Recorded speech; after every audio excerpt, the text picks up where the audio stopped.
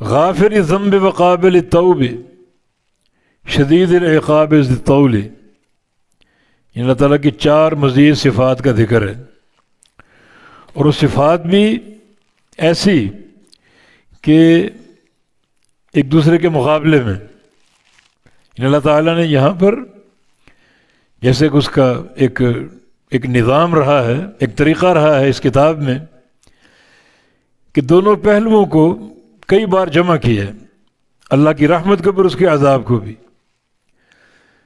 اللہ تعالیٰ رحمت والا بھی ہے اور عذاب والا بھی ہے، تو اس میں وعدہ اور وعید ہے۔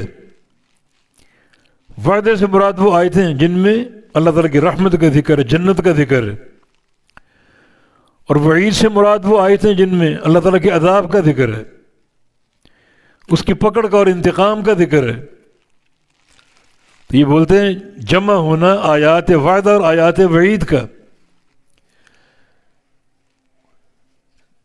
تنبیہ اور ڈانٹ کا اور رحمت کے اظہار کا۔ چنانچہ غافر الذنب، اللہ تعالیٰ بخشنے والا ہے گناہوں کو، غافر الذنب بخشنے والا گناہوں کو، یعنی تمام گناہوں کو۔ یہ غافر صیغہ مفرد ہے اور معرفہ کی طرف مضاف ہے، اور قاعدہ یہ ہے کہ مفرد جب مضاف ہو معرفہ کی طرف تو اس میں عموم ہوتا ہے، ایک دو نہیں، سارے گناہوں کو۔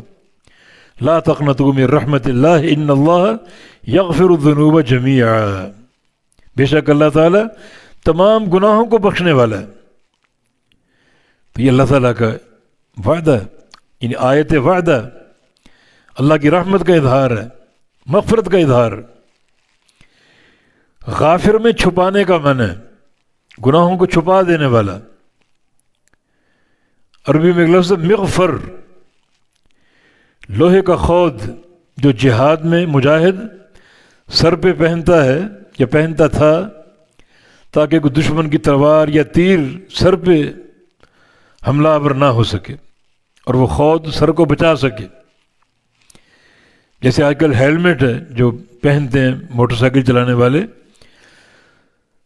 اسی سے لفظ مغفرت ہے یا غافر یا غفار ہے کہ جیسے وہ خود یا وہ ہیلمٹ انسان کے سر کو چھپا ڈالتا ہے، ویسے اللہ تعالیٰ گناہوں کو چھپا دے گا، بندے کو رسوا ہونے سے بچائے گا۔ یہ اس کی عظیم صفت غافر الذنب، تمام گناہوں کو بخشنے والا، وقابل التوب، اور ہر قسم کی توبہ قبول کرنے والا۔ یہاں بھی وہی قاعدہ ہے، قابل صیغہ مفرد مضاف ہے معرفہ کی طرف، اور مفرد کا کلمہ معرفہ کی طرف مضاف ہو تو عموم کا فائدہ دیتا ہے۔ یہاں بھی عموم ہے، ہر قسم کی توبہ قبول کرنے والا ہے۔ توبہ کرنے والا کوئی بھی ہو، مسلمان ہو، کافر ہو، منافق ہو، مشرک ہو، توبہ صدق دل سے کرے، توبہ میں جھوٹ نہ ہو بلکہ صدق ہو۔ صدق توبہ کیا ہے کہ بندہ نمبر 1 اپنے گناہوں پر پشیمان ہو، شرمندہ ہو اور نادم ہو، ان گناہوں پر اترانے والا نہ ہو، خوش ہونے والا نہ ہو، بلکہ گناہوں پر نادم ہو، شرمسار ہو۔ اور سچی توبہ کا دوسرا مرحلہ یہ کہ جن گناہوں سے توبہ کرنا چاہ رہے ان گناہوں کو عملی طور پہ چھوڑ دے، گناہوں کو چھوڑ کر توبہ کرے، یہ نہیں کہ گناہ بھی ہو رہے ہیں توبہ بھی کر رہے ہیں۔ اور تیسرا مرحلہ یہ کہ آئندہ کے لیے وہ گناہ چھوڑنے کا عزم کر لے، یہ سچی توبہ ہے۔ سچی توبہ ہوگی تو اللہ تعالیٰ ہر قسم کی توبہ قبول کر لے گا، صدق دل سے، صدق توبہ، پھر بڑے گناہ ہوں چھوٹے گناہ ہوں اللہ تعالیٰ سارے معاف کر دے گا۔ بلکہ سچی توبہ ایک ہی بار کر لے، جتنے گناہ اللہ معاف کر دے گا۔ یبن آدم لو بلغت ذنوبک عنان السماء ثم استغفرتنی لاغفرن لک علی ما کان منک ولا ابالی۔ آدم کے بیٹے تیرے گناہ اگر آسمانوں کو چھونے لگیں، اتنا ڈھیر لگ جائے، اور پھر تو مجھ سے ایک بار استغفار کر لے، مگر استغفار ان قواعد پر ہو جس کو ہم نے سچی توبہ کا نام دیا ہے۔ یا ایھا الذین آمنوا توبوا الی اللہ توبۃ النصوح ہے، توبۃ النصوح، سچی توبہ کر لو جو ان قواعد پر قائم ہو، تو اللہ تعالیٰ سارے گناہوں کو بخشنے والا اور ہر قسم کی توبہ قبول کرنے والا ہے، اور شدید العقاب ہے، بڑے سخت عذاب والا ہے۔